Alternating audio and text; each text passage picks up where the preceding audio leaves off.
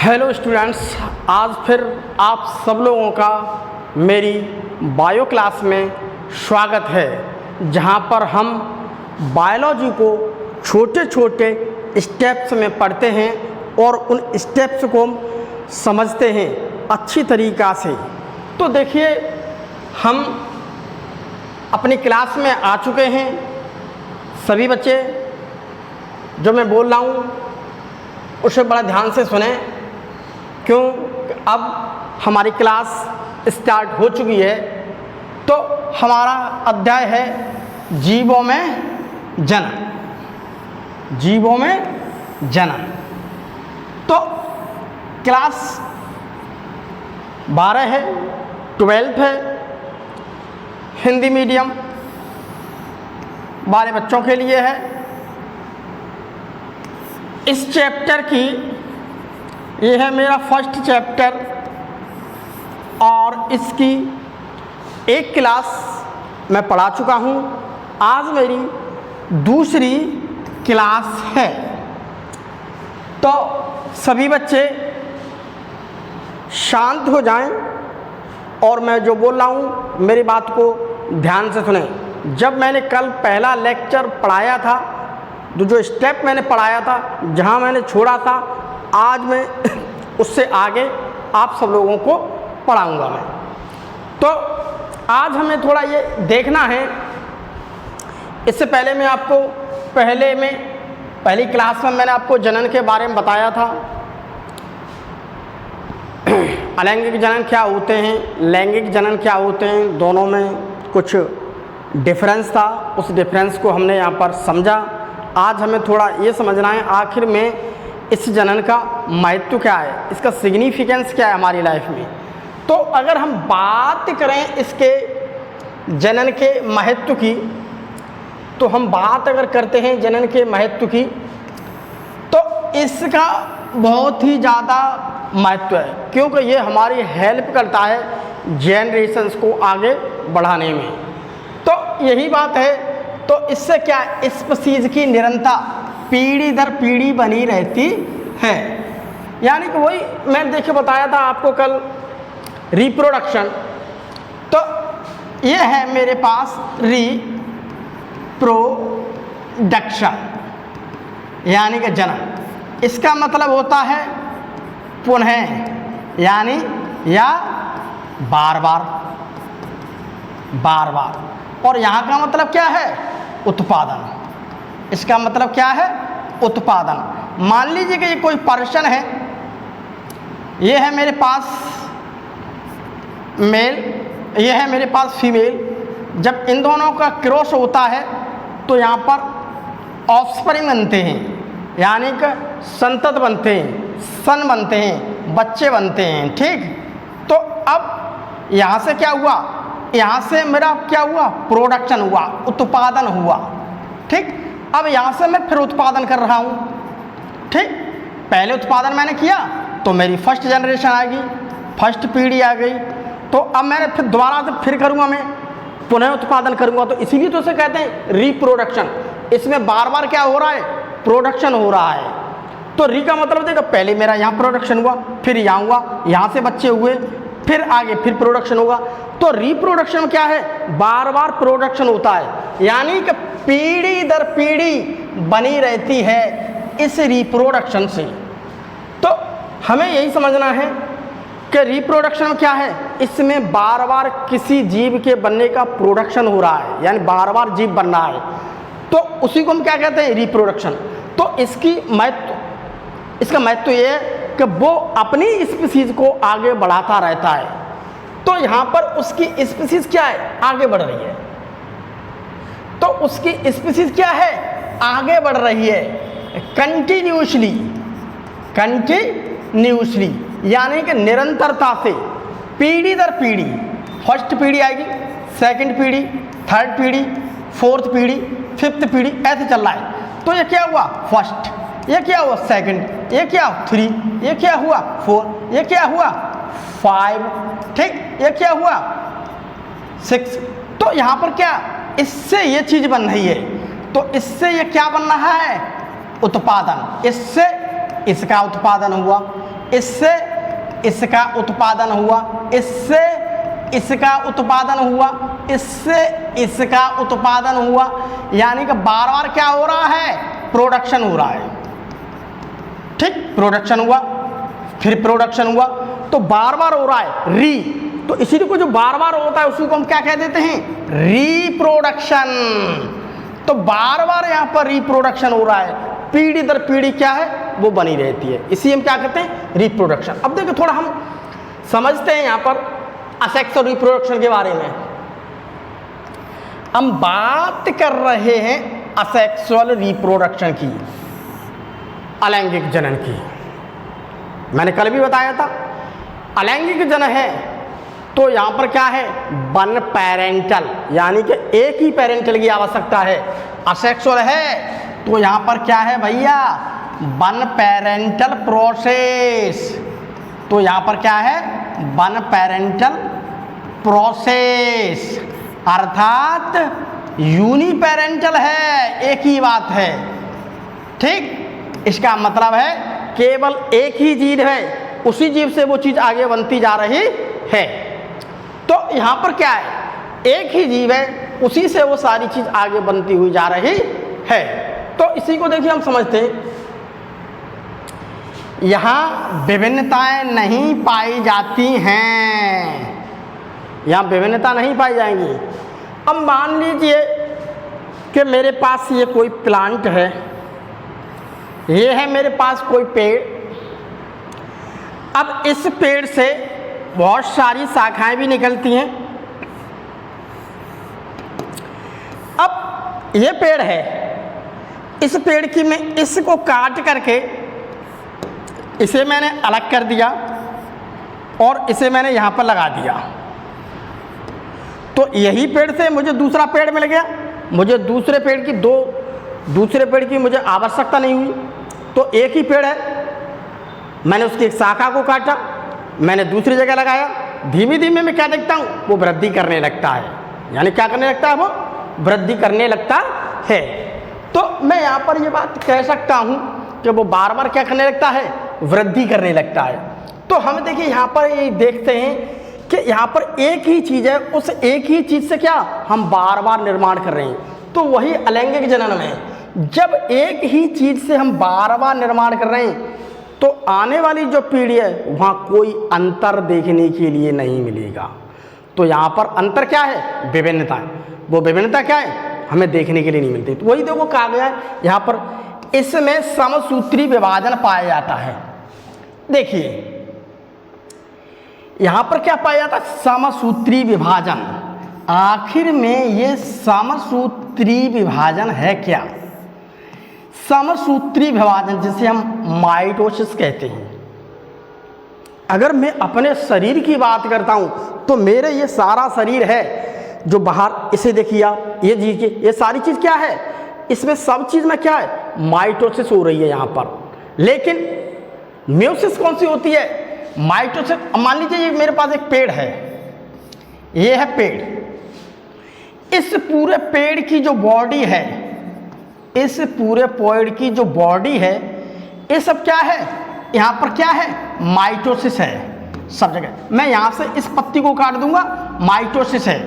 ठीक, तो यहाँ पर वो चीज़ डिप्लॉयड है और हम इसी से फिर आगे बनाते जा रहे हैं। मेरे पास ये पत्ती है, मैं इस पत्ती से आगे बनाता जा रहा हूँ। मेरे पास वो डंडी है, डंडी से आगे बना जा रहा हूँ। इंसान के अगर शरीर की बात करते हैं तो इंसान के सारे शरीर में माइटोसिस मिलती है, केवल उसकी जर्मिनल सेल्स को छोड़ करके। जहाँ पर उनकी जर्मिनल सेल्स जो होती हैं, जैसे कि ओवम, स्पर्म, वहाँ पर केवल आपको म्यूसिस देखने के लिए मिलेगी। अगर हम बात करते हैं मेल फीमेल की, मेल फीमेल, तो यहाँ पर गैमीट बनेगा। तो जो गैमीट बनते हैं वही हमारी म्यूसिस होती हैं। तो यहाँ पर गैमीट क्या बना, ये बन गया स्पर्म। ये क्या है, हैप्लॉइड।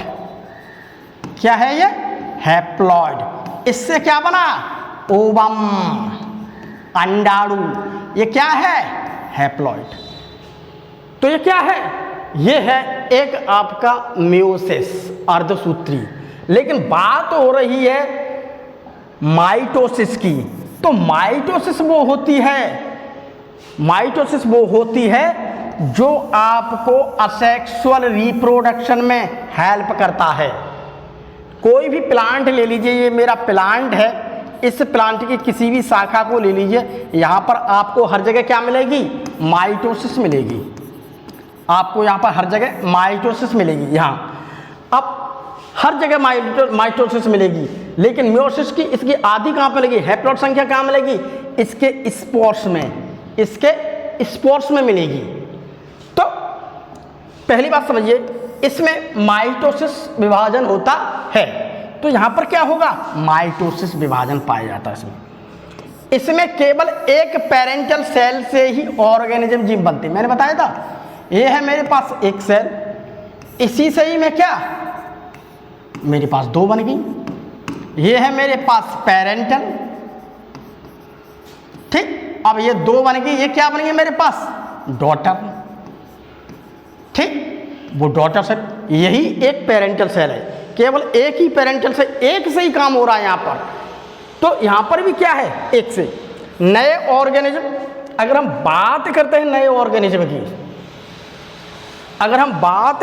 नए ऑर्गेनिज्म की, तो नए ऑर्गेनिज्म की अगर हम बात करेंगे तो इसमें देखिए, नए ऑर्गेनिज्म हूबहू एग्जैक्ट कॉपी अपने पेरेंटल की होते हैं। अब नए मान लीजिए कि ये कोई सेल है अमीबा की, इससे दो सेल बनी है, तो बिल्कुल ये है, ये और इसकी क्या है? एक एग्जैक्ट कॉपी, बिल्कुल सेम, जैसा वो है तैसा ही है। यहाँ पर कोई अंतर नहीं आ रहा है। तो यहाँ पर देखिए, मुझे ये कह सकता हूँ कि यहाँ पर जो नए जीव बनेंगे, जो नया ऑर्गेनिज्म बनेगा असेक्सुअल रिप्रोडक्शन में, तो उस नया जो ऑर्गेनिज्म बना, नया जो जीव बन रहा है, उस जीव की क्या है? एकदम हूबहू कॉपी अपने पेरेंटल से मिलेगी। लेकिन सेक्सुअल में ऐसा नहीं है। सेक्सुअल में आगे क्या हो जाएगी? सेक्सुअल में क्या आती है आगे? विभिन्नताएं, कुछ चेंजिंग आएगी। मेल अलग है, फीमेल अलग है, दोनों को कैरेक्टर से नया जीव बनना है, तो वहाँ पर कुछ आपको डिफरेंस मिलेगा, लेकिन इसमें कोई डिफरेंस नहीं मिलेगा। अब यहाँ पर देखिए, इसके अलावा इनके जो क्लोन्स होते हैं वो मॉर्फोलॉजिकल और जेनेटिकल बिल्कुल रूप से समान होते हैं। कैसे? देखिए, समझ लीजिए, जैसे इसके जो क्लोन्स हैं, क्लोन्स क्या है? ऑर्गेनिज्म। जैसे मान लीजिए कि ये मेरे पास एक सेल है, इस सेल से दो सेल बनी, ये बनी, ये बनी। अब इसमें कह रहा है ये क्या है? क्लोन्स। ये क्या है? क्लोन। क्लोन का मतलब बिल्कुल हूबहू उसी जैसा, क्लोन कहते हैं बिल्कुल उसी जैसा, हूबहू जैसा ये है, बिल्कुल ऐसा है। मॉर्फोलॉजिकल, अगर बाहर से जैसा दिखा जाएगा, लंबा चौड़ा हर चीज़ बाहर से जैसा है, बिल्कुल वैसा ही होगा। यानी कि मॉर्फोलॉजिकल, उसकी बाहर की जो संरचना है, मॉर्फोलॉजी का मतलब बाहरी संरचना। बाहरी संरचना कैसी है? बाहरी संरचना कैसी है? समान। इसकी समान है, इसकी समान है, इसकी समान। तीनों की क्या है? तीनों की क्या है? तीनों की समान है। तीनों की क्या है? समान। अब एवं जेनेटिकल, जेनेटिक मतलब आंशुवक, आनुवंशिक। जो यहाँ पर जेनेटिक मटेरियल है, जो यहाँ पर आपका जेनेटिक मटेरियल है, वही आपको यहाँ मिलेगा, कोई चेंजिंग नहीं है। तो वही जो चीज़ यहाँ पर है वही यहाँ मिल रही है, यानी कि जो उसके पेरेंटल में जो चीज़ थी वही यहाँ पर मिल गई, केवल सेम उसका क्या है? क्लोन्स बन गया, उसकी बिल्कुल कॉपी बन गई। चलो हम थोड़ा अभी और समझ लेते हैं इसे अच्छी तरीक़ा से। जैसे मान लीजिए कि ये एक इमेज है, आप इस इमेज को देखिए, ये है इमेज अमीबा की। अमीबा है, एक सेल है, एक सेल है। इसका मतलब क्या है? ये सेल माता पिता दोनों का ही काम कर रही है, यानी कि पेरेंटल सेल है। पेरेंटल सेल कितनी है? एक। माता और पिता दोनों के काम करिए, आप ऐसे समझ लीजिए माता पिता दोनों का काम करिए, इसीलिए से पेरेंटल सेल कहते हैं। पेरेंटल सेल मतलब एक मैन सेल, तो ये दोनों का ही काम कर रही है। तो ये क्या कर रही है? दोनों का काम। तो ये है मेरे पास एक पेरेंटल सेल। उस पेरेंटल सेल से क्या हुआ? उस पेरेंटल सेल से देखिए आगे यहाँ पर न्यूक्लियस बटा, न्यूक्लियस बट के आगे हुआ, फिर यहाँ पर खांच हुई, यानी कि साइटोप्लाज्म का डिवीजन हुआ, फिर यहाँ पर देखिए ये बन गई, बनी आपको ये बनी। इसका मतलब क्या है? जैसी ये पेरेंटल सेल है बिल्कुल ऐसी ही बन गई यहाँ पर, ठीक। तो बिल्कुल क्या बनेगी सेम, तो दोनों सेल्स, ये सेल्स, ठीक। यहाँ पर थी मेरे पास एक, अब यहाँ पर बनेगी दो सेल्स। अब जैसी ये है, जैसी इधर देखिए बच्चों, जैसी ये है बिल्कुल ऐसी ही ये है। जो चीज वहां पर है वो चीज यहां पर, जैसी संरचना उसकी है वैसी संरचना इसकी, जो उसके अंदर कंटेंट जेनेटिक मटेरियल वो ही यहां पर है, जो बाहर से दिख रही है वैसी है। यानी कि हम ये सब कह सकते हैं कि मैंने कंप्यूटर में डाल करके दूसरी जीरोक्स कॉपी बना दी। मेरा मतलब इस प्रकार की कलर कॉपी बना दी कि मैं पेज में डिफरेंस ही नहीं कर पा रहा हूँ, ये पेज ओरिजिनल है कि ये पेज ओरिजिनल है, मैं डिफरेंस नहीं कर पा रहा हूँ उस पेज में। मैंने अच्छी तरह से स्कैनर किया है ना, तो मैंने उसे अच्छी तरह से स्कैनर किया है, तो मैं यहाँ पर डिफरेंस नहीं कर पा रहा हूँ। यही देखो कहा गया है। अब ये चीज सेम है, इसका मतलब क्या है? दोनों सेल मोर्फोलॉजिकल मतलब होता है बाहरी संरचना से, बाहर से देखिए जैसी इसकी इस प्रकार की संरचना है वैसी इसकी संरचना है बाहर से, जितनी बड़ी वो है उतनी ही बड़ी ये है, ठीक। और जेनेटिकल मतलब उसके अंदर जो डीएनए होगा, जिस प्रकार का होगा, जितना होगा उतना ही आपको यहाँ मिलेगा। जेनेटिक मतलब डीएनए, और उसके डीएनए का कंटेंट है, तो यहाँ भी जितना डीएनए का कंटेंट वहाँ पर है उतना डीएनए का कंटेंट आपको यहाँ मिलेगा। तो मेरी ये बात समझ में आ गई है मेरे दिमाग में, और मैं अच्छी तरह समझ चुका हूँ कि अलैंगिक जनन में जो पेरेंटल सेल होती है उसकी हूबहू बिल्कुल जीरोक्स कॉपी कंप्यूटर के द्वारा इधर मिल गई आपको दोनों। बस यहाँ पर कोई विभिन्नता नहीं है, कोई चेंजिंग नहीं है। तो यहाँ पर क्या है? No changing. यहाँ पर क्या है? No changing in daughter cells. हम ये कह सकते हैं कि यहाँ पर इनसे जो बनने वाले जीव हैं उसमें किसी प्रकार का कोई चेंजिंग नहीं होता है। यानी हम ये कह सकते हैं कि अर्थात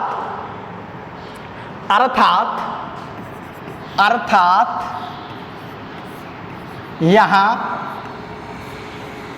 बनने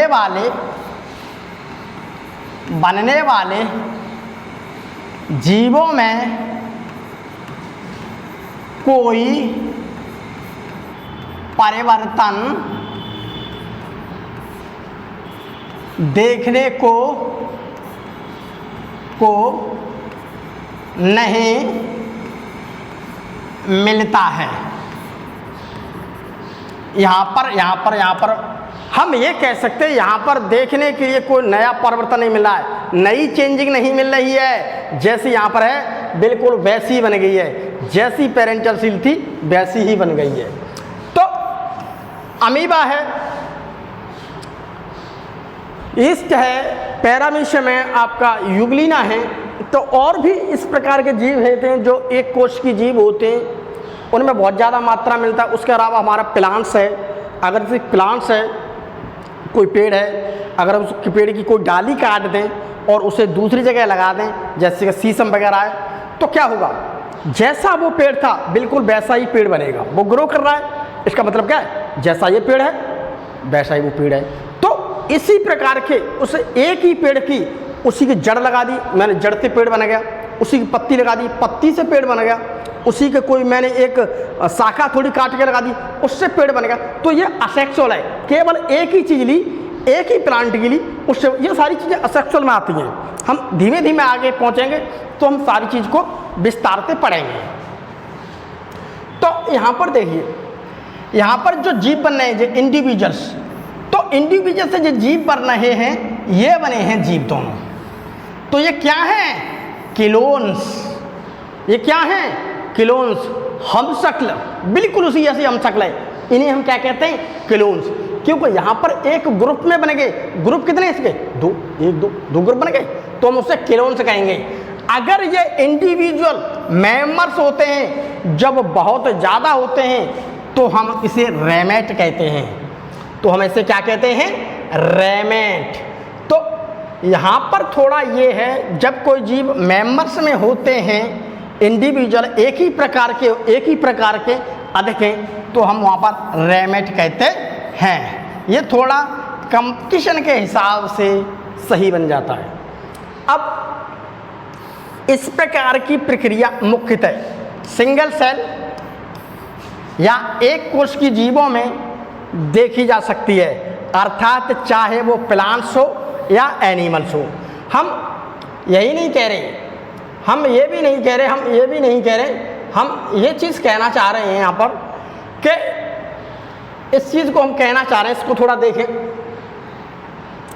ये प्रक्रिया जो क्या है, ये प्रोसेस, असेक्सुअल वाला प्रोसेस, असेक्सुअल अलैंगिक वाला प्रोसेस, ये सिंगल सेल में तो मिलता ही है, ये हमें मालूम है। अब सिंगल सेल में ये नहीं, सिंगल सेल में अगर वो छोटा सा प्लांट्स है, सिंगल सेल का प्लांट्स है, तो आपको वहाँ भी मिलेगा। अगर वो सिंगल सेल का एनिमल्स है, जैसे अमीबा, ये क्या है? एक जू मतलब एक एनिमल्स की कैटेगरी में आने वाले हैं। तो बहुत सारे प्लांट्स भी होते हैं जो बहुत छोटे होते हैं, एक कोष भी होते हैं। तो ये यहाँ नहीं, उन प्लांट्स में भी देखने के लिए असेक्सुअल रिप्रोडक्शन काफ़ी मिलता है। तो असेक्सुअल रिप्रोडक्शन में हम ज़्यादातर देखते हैं, तो हम इसी कंडीशन में ये देखते हैं कि यहाँ पर आपको माइटोसिस अधिक होती है। तो माइटोसिस क्या है? माइटोसिस में जैसी चीज़ है उसी प्रकार से वो चीज़ बनती जाएगी। और ये है, देखिए, अधिकांशतः प्रोटिस्टा और मोनेरा के सदस्यों में ये हमारे फाइलम हैं। ठीक, इसे हम आगे पढ़ेंगे।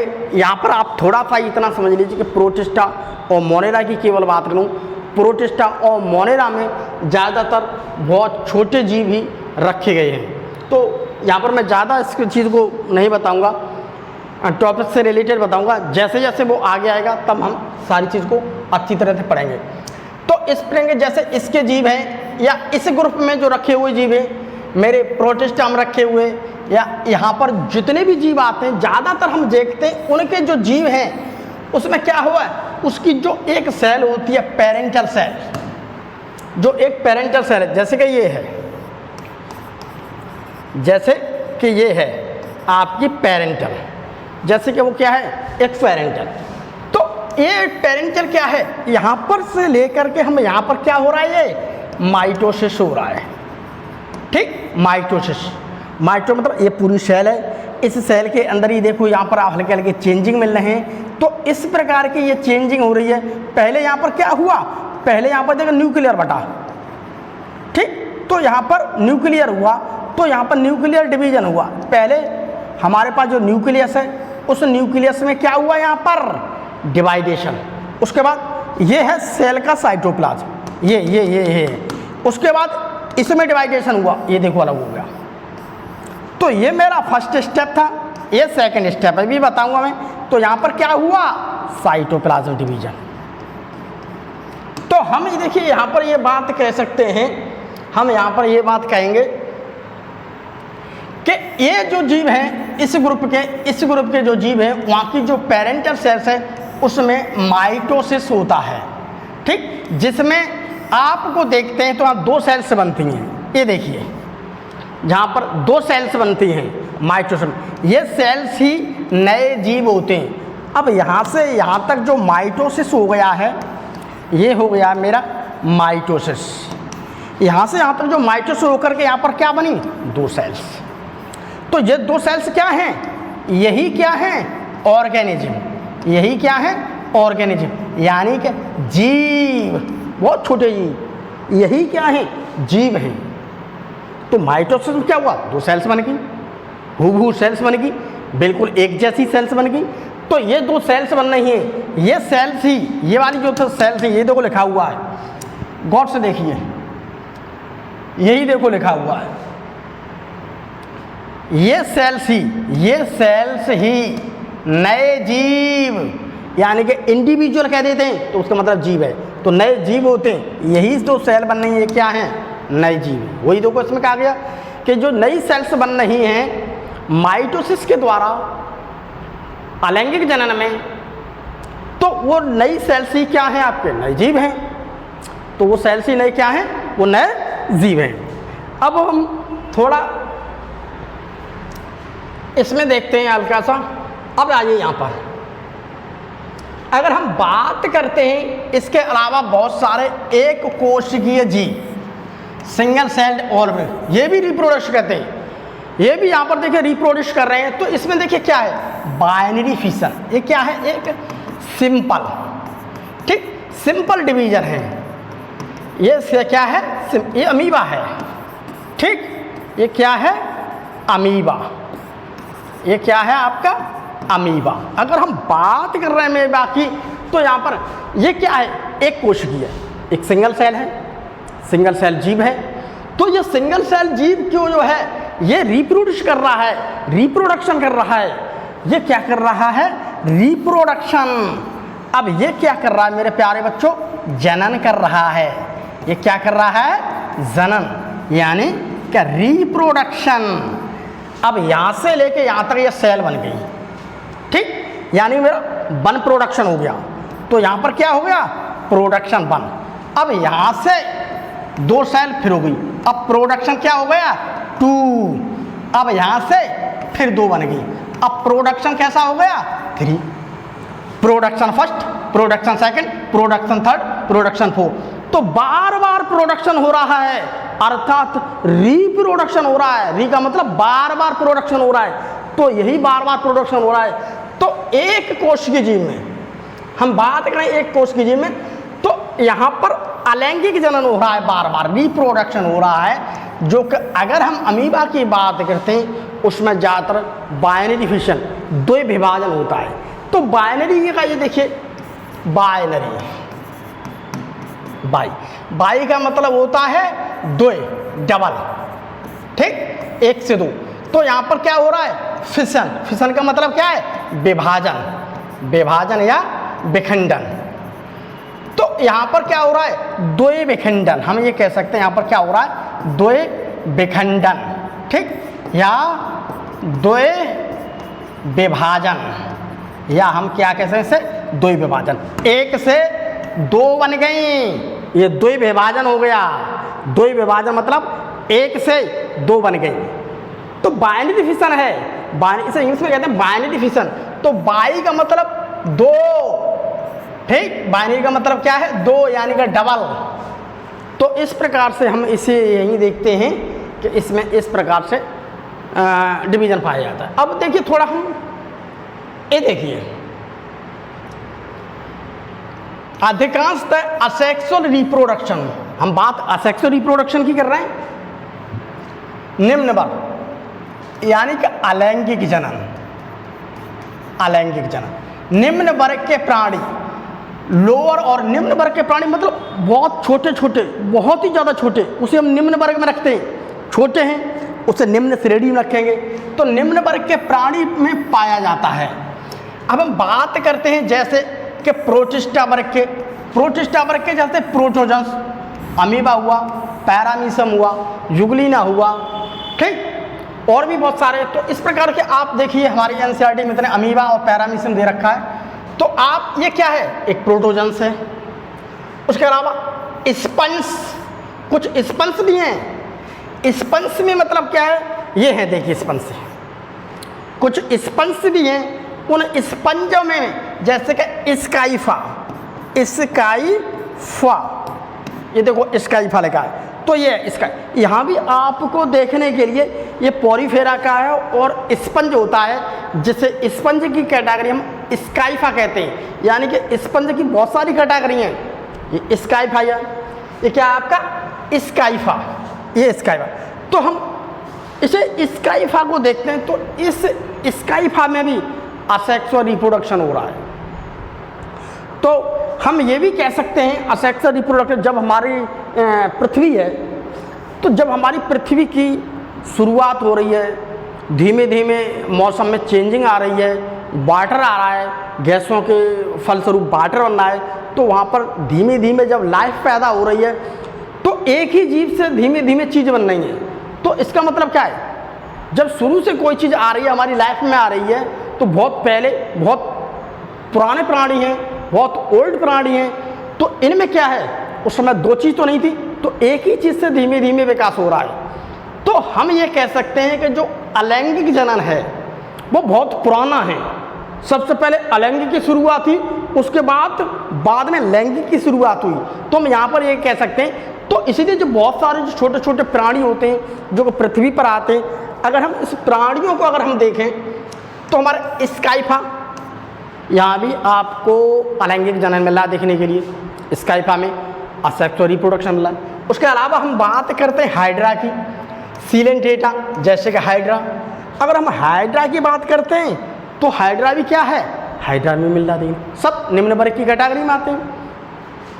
अगर हम बात करते हैं प्लेनेरिया की, ये एक फ्लैट होता है, इसका शरीर एकदम चपटा होता है और ये चपटे क्रम का होने की वजह से इसे फ्लैट वर्म्स कहते हैं। हम चपटे क्रम भी कहते हैं, बिल्कुल चपटा होता है, जैसे कागज़ नहीं चिपक जाता, बिल्कुल उस प्रकार से बहुत छोटा है। तो इसके शरीर को भी अगर हम तोड़ दें तो इसका शरीर यहाँ से टूट गया तो ये क्या होगा, एकदम नया बना लेगा, यहाँ से नया बना लेगा, यहाँ से नया बना लेगा। तो इस प्रकार से जो जीव हैं, निम्न वर्ग के जीव हैं, इनमें क्या मिला देखने के लिए आपको, सब में असेक्सुअल मिल रहा है, दूसरे जीव की जरूरत नहीं पड़ रही है, केवल एक ही जीव से उसकी जेनरेशन आगे बढ़ रही है। ये टूट गया नया बन गया, फिर ये टूट गया, फिर यहाँ से 3 बन गए, फिर वे टूट गए, तो प्रोडक्शन हो रहा है बार बार। इसी को हम क्या कहते हैं, रिप्रोडक्शन, बार बार प्रोडक्शन हो रहा है, रिप्रोडक्शन हो रहा है। इसके अलावा कुछ ट्यूनिकेट्स के कुछ वर्म्स में, जैसे कि साल्पा एसिडिया, निम्न वर्ग के जीव हैं, एक निम्न वर्ग के प्राणी हैं, निम्न वर्ग के प्राणी हैं, बहुत ही ज़्यादा स्मॉलेस्ट प्राणी हैं, ऑर्गेनिज्म है। तो यहाँ पर मुझे ये सारी चीज़ों में मैं कह सकता हूँ कि मुझे यहाँ पर असेक्सुअल रिप्रोडक्शन देखने के लिए मिल रहा है, बहुत ज़्यादा मात्रा में असेक्सुअल रिप्रोडक्शन हुआ है। हमारी पृथ्वी की अगर हम बात करते हैं तो धीमे धीमे जब जीव उत्पत्त हो रहे हैं, तो जब छोटे छोटे जीव हैं उनसे जीवों का विकास हो रहा है, तो अलैंगिक जनन से हो रहा है। अलैंगिक जनन से ही बहुत फास्ट होता है, बहुत ज़्यादा जीव बनते रहते हैं। तो हमारी बात यहीं पर बन रही है कि भैया अलैंगिक जनन क्या है, प्रिमिटिव, पुराना है। तो अलैंगिक जनन की शुरुआत हो रही है, अलैंगिक जनन हो रहा है। अब अगर हम बात करते हैं कुछ बड़े प्राणियों की, बड़े बड़े प्राणियों की अगर हम बात करें, परंतु अधिकांशतः यह असेक्सुअल रिप्रोडक्शन नहीं पाया जाता है।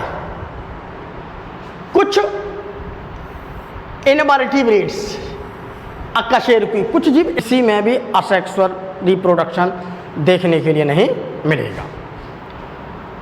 तो इतनी बात तो थोड़ी समझ में आ गई है कि असेक्सुअल रिप्रोडक्शन एक कोष की जीवों मिलता है और हायर वाले में बहुत कम मिलता है।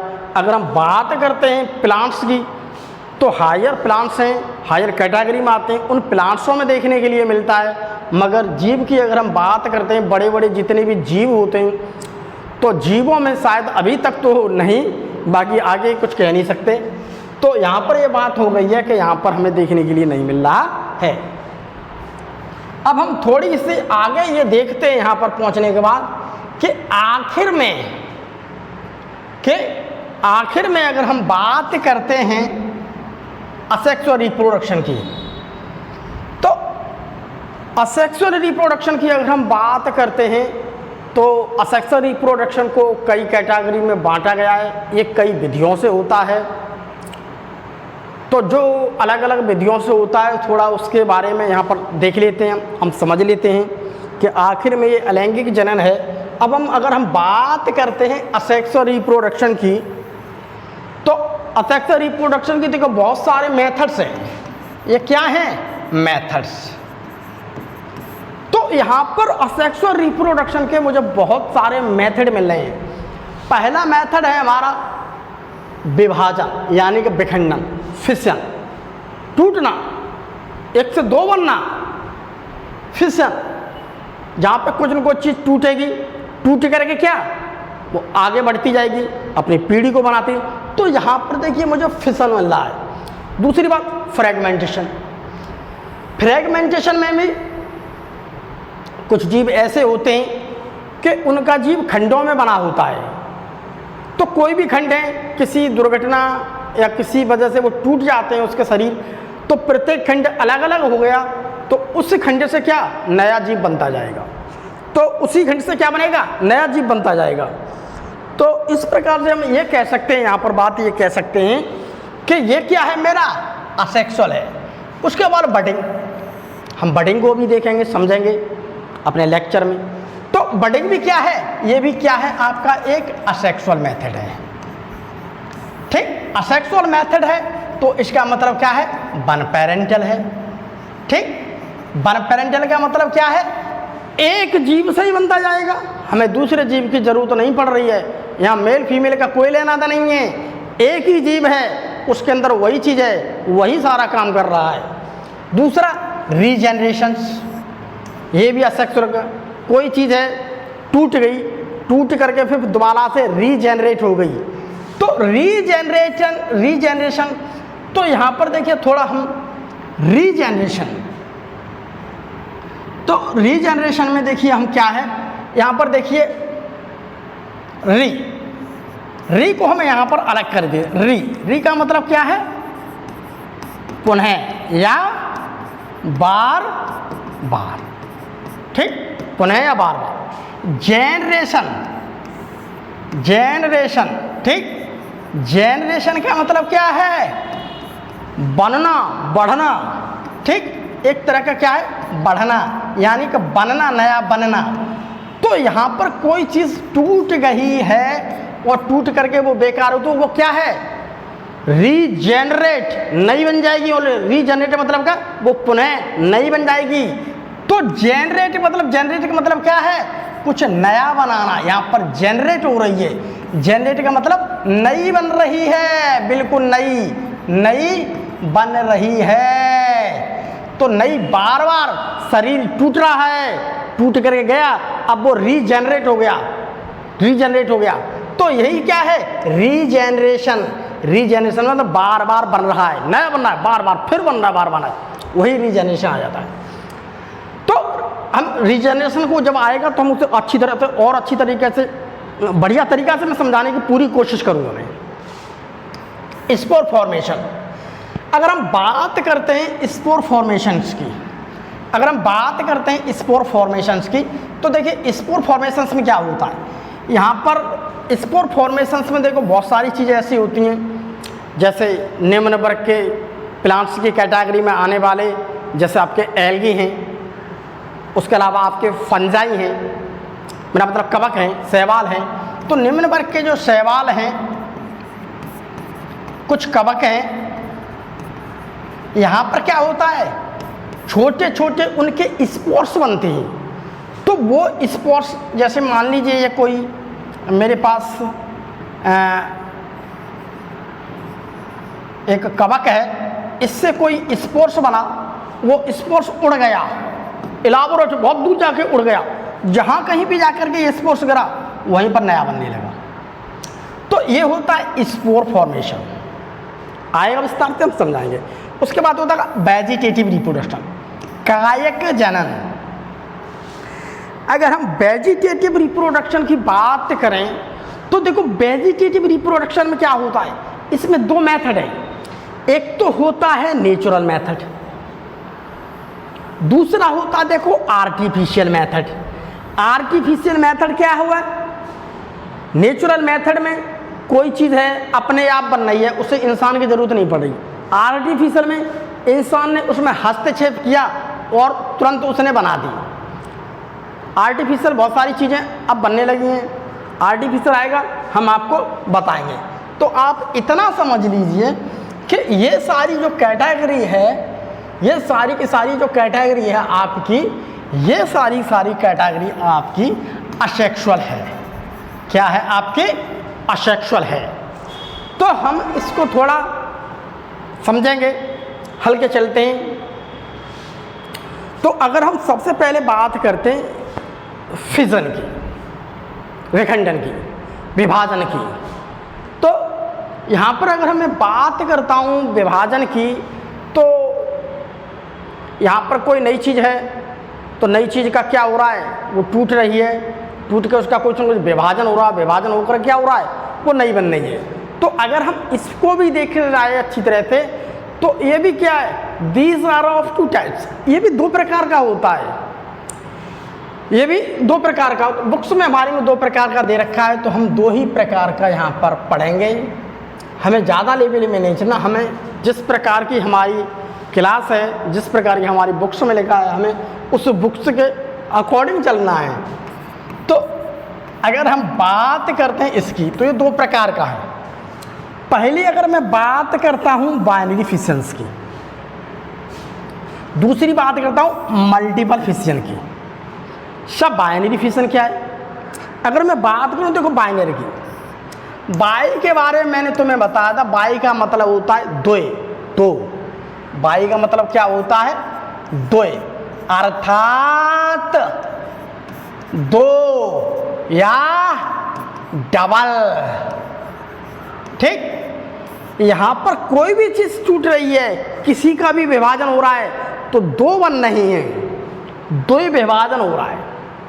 अब मल्टीपल में देखते हैं, मल्टीपल की अगर बात करते हैं तो मल्टी का मतलब होता है बहु, बहु का मतलब बहुत, यानी कि अधिक। यहाँ पर किसी भी चीज़ टूट रही है तो अधिक डिवाइडेशन हो रहा है।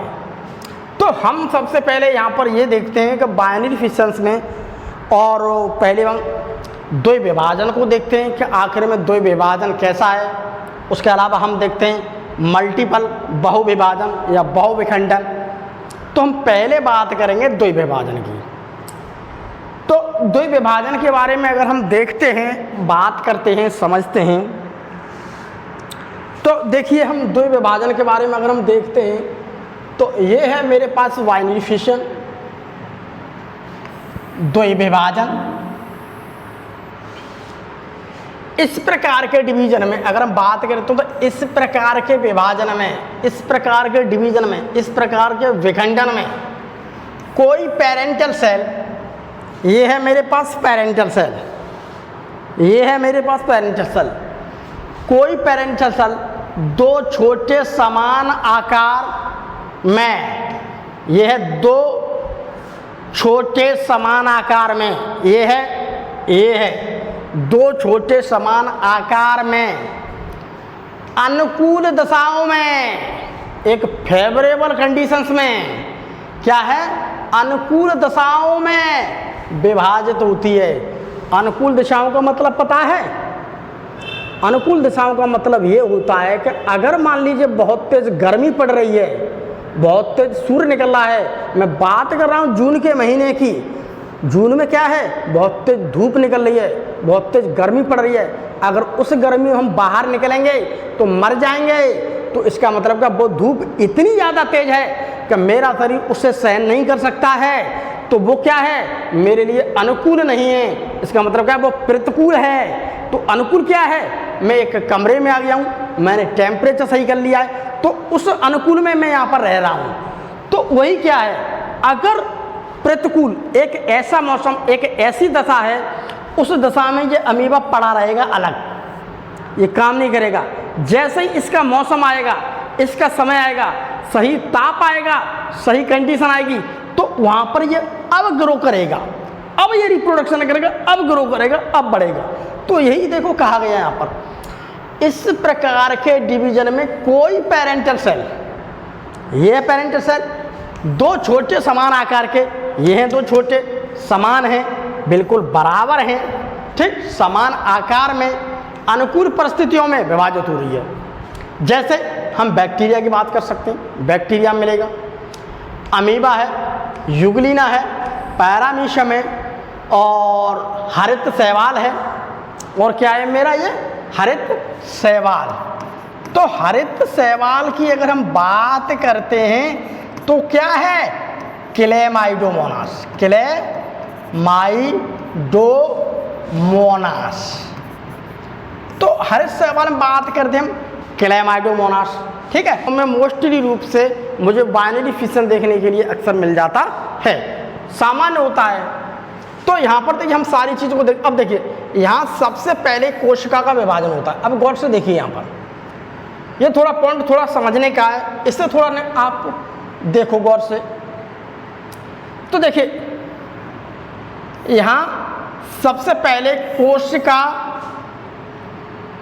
यहाँ सबसे पहले कोशिका, थोड़ा गलत हो गया है, केंद्रक, यहाँ सबसे पहले केंद्रक विभाजन होता है, न्यूक्लियर डिवीजन या कैरियोकाइनेसिस।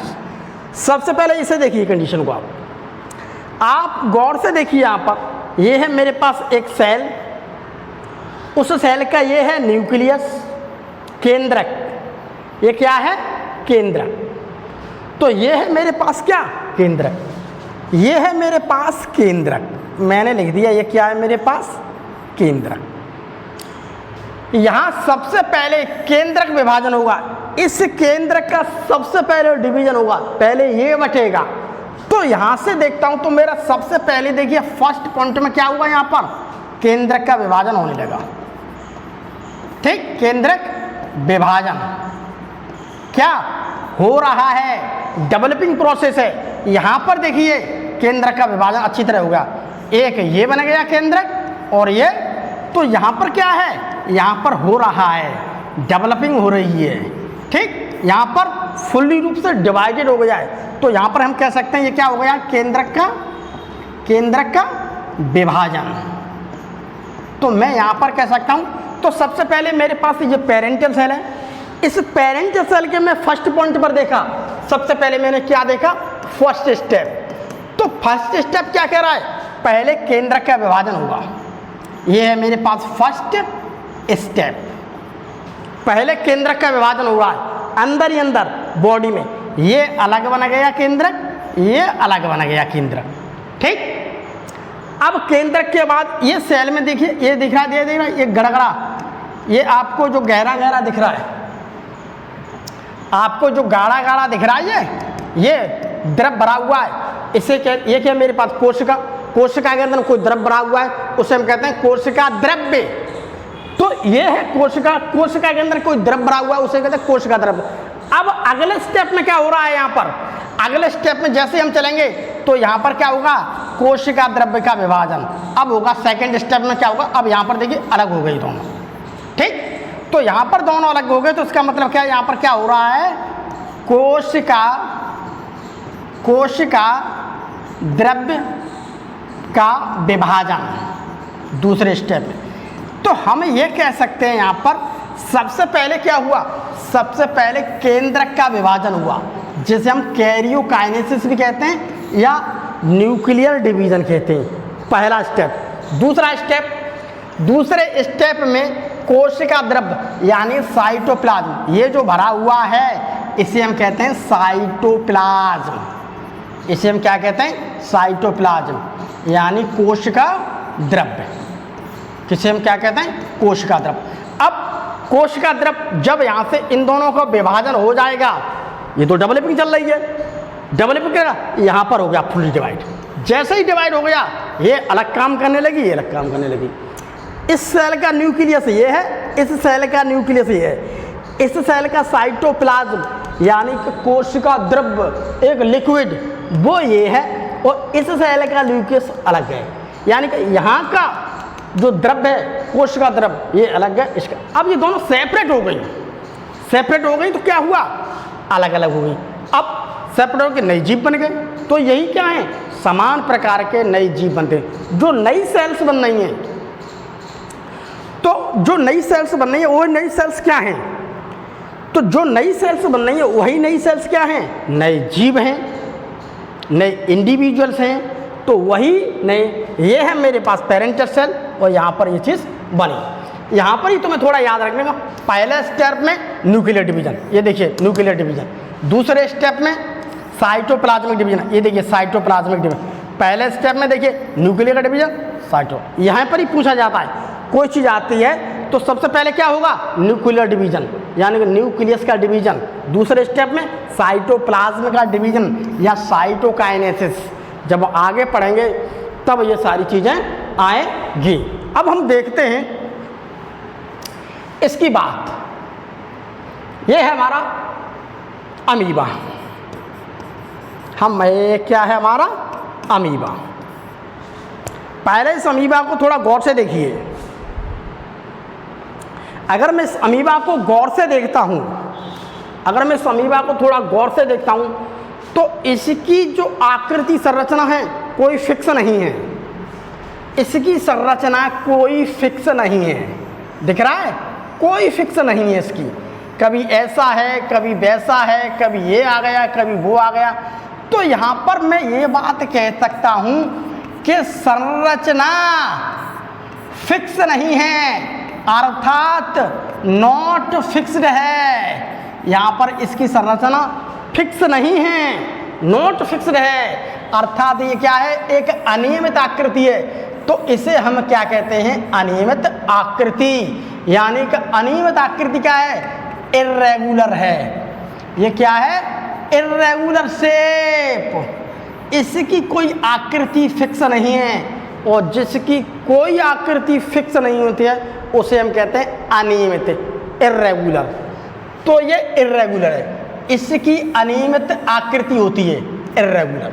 पहली बात, पहला पॉइंट लिख लो आप यहाँ पर कि इसकी क्या होती है, संरचना फिक्स नहीं है, अर्थात ये अनियमित आकृति का होता है। तो पहली बात, इसकी अनियमित आकृति होती है, ठीक, यानी कि इर्रेगुलर शेप।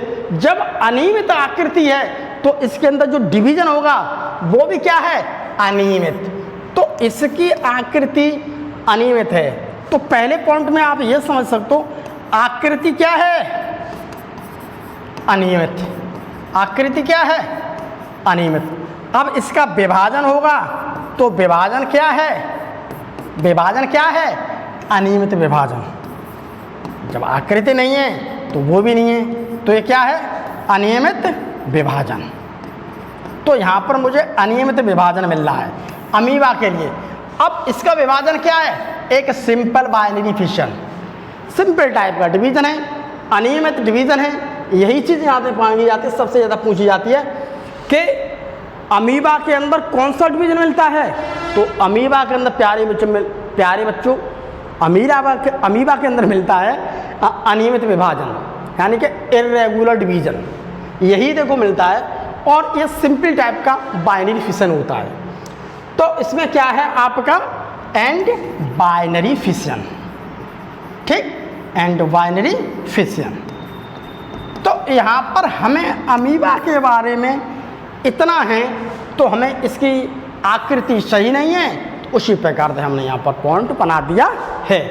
तो इस प्रकार से हम यहाँ पर इसके बारे में थोड़ा समझ लेते हैं और थोड़ा बनते हैं। असेक्सुअल रिप्रोडक्शन में बहुत सारी चीज़ आती हैं, तो हम बारी बारी से सारे स्टेप्स को समझते हैं और बारी बारी से समझने की कोशिश करते हैं। तो आज के लिए थोड़ा यही है, क्योंकि आज का मेरा लेक्चर के लिए यही है। बाकी आपके लिए आप जो हैं वो आप ही करते रहें और सारे लेक्चर्स को बड़े ध्यान से पढ़ें। यहाँ आपको कुछ न कुछ पढ़ने का मटेरियल आपको सही अवश्य मिलेगा। आज के लिए बाय बाय।